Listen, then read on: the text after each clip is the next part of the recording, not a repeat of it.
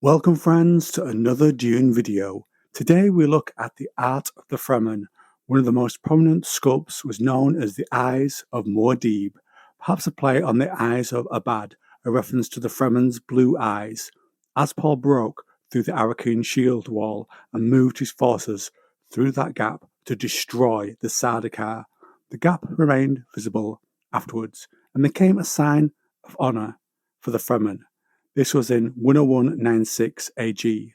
By 10211 AG, Paul went into the desert to die. A delegation from Arakan approached the regent Alia to create a monument to her brother. That edge of the west wall, they believed, looked like a human face. As the Dune Encyclopedia explains, playing both with and against powerful religious feelings, the delegation interpreted the likeness as a sign from Shai-Hulud that on that spot should be carved a gigantic likeness of Paul looking out over the desert. Alia agreed to help secure her power base and gave resources to create the form of a hooded face around 400 meters high. The Fremen would use a modified form of the wind etching technique. The first attempt it was this to do it on such a scale. Sheets of plasteel were placed in such a way it would allow the sandstorms on the desert side of the wall to grind away exposed areas. An estimated time on this to come to fruition and for the final figure to be there was around 60 years. At that time, a protective coating would be added to preserve the statue as it was. Many did not like this plan to create a statue to their Mahdi. But when work began, such was the opposition to it that Alia ordered work to be stopped until a quieter time came along. But that never happened. Alia as regent was replaced by Leto as god emperor. But the Eyes of Muad'dib remained to stare sightlessly into the desert into which the original Muad'dib had wandered. The Eyes of Muad'dib remained one of the supreme attractions of Arrakis until Leto II destroyed the sculpture when the gap was widened and deepened to permit the creation and passage of the Idaho River.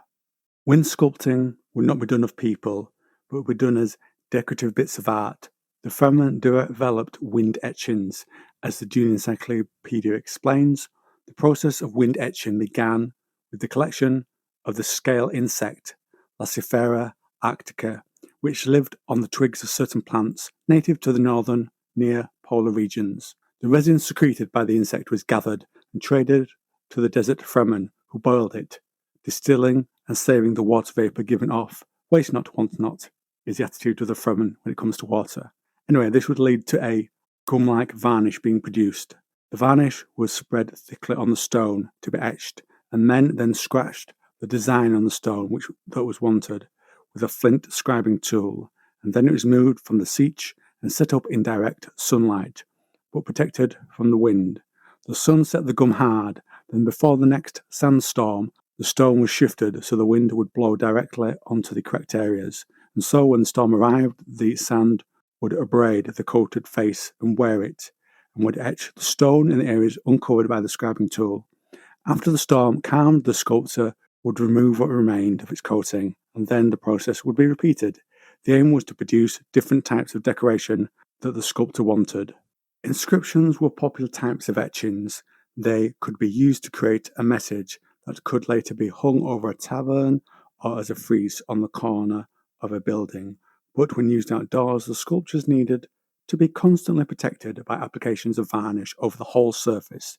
The abrading layer had to be uniform in thickness to allow the relief to show, and it needed to be reapplied at intervals depending on the amount of weathering that had taken place on it. As a result of the care that outdoor sculptures required, artists seldom thought of their work as something separable from them, or as something with which they were finished when the etching was completed.